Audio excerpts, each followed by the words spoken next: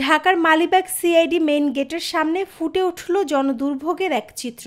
দুপুরবেলা হঠাৎ করে মূল সড়কের মাঝখানেই ময়লার গাড়ি থামিয়ে লোড আনলোড শুরু করে একটি বিশেষ মহল। এতে মুহূর্তেই সৃষ্টি হয় তীব্র যানজট। কয়েক কিলোমিটার এলাকা জুড়ে আটকে পড়ে যানবাহন। অফিসগামী থেকে শুরু করে স্কুল কলেজ পড়ুয়া শিক্ষার্থীদের পড়তে হয় চরম দুর্ভোগে। প্রত্যক্ষদর্শী জানান, প্রায় ৩ ঘন্টা পর্যন্ত চলতে থাকে এই যানজট। এ সময় মোবাইলে ভিডিও ধারণ ও প্রতিবাদ করলে ময়লার ডিপো ড্রাইভার সহ কয়েকজন ব্যক্তি ক্ষিপ্ত হয়ে চড়াও হয় তার উপর। এমনকি সাংবাদিকদের প্রতিও অশোভন আচরণ করে তারা। এখানে প্রায় ২ থেকে ৩ ঘন্টা যাবৎ জ্যাম লেগে আছে।